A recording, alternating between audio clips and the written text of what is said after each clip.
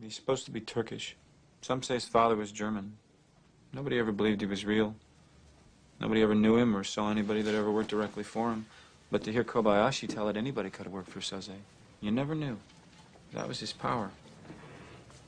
The greatest trick the devil ever pulled was convincing the world he didn't exist. One story the guys told me, the story I believe, was from his days in Turkey. There was a gang of Hungarians that wanted their own mob. They realized that to be in power, you didn't need guns or money or even numbers. You just needed the will to do what the other guy wouldn't.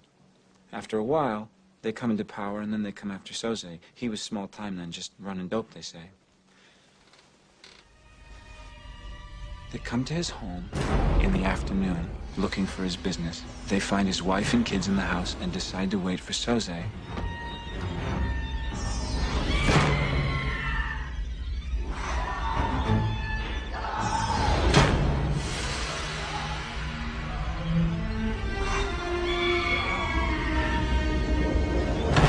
He comes home to find his wife raped and children screaming. The Hungarians knew Soze was tough, not to be trifled with, so they let him know they meant business. They tell him they want his territory, all his business. Soze looks over the faces of his family. Then he showed these men of will what will really was.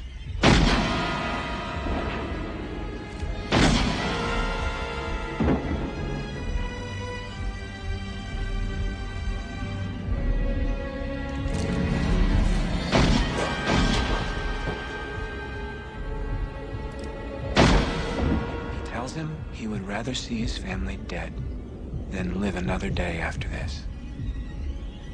He lets the last Hungarian go. He waits until his wife and kids are in the ground, and then he goes after the rest of the mob. He kills their kids, he kills their wives, he kills their parents and their parents' friends. He burns down the houses they live in and the stores they work in. He kills people that owe them money. And like that, he's gone. Underground. Nobody's ever seen him since. He becomes a myth, a spook story that criminals tell their kids at night. Rat on your pop, and Keyser Soze will get you. And no one ever really believes. Do you believe in him, Verbal?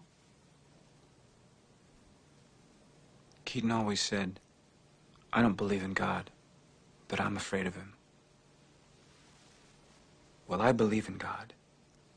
And the only thing that scares me is Keyser Soze.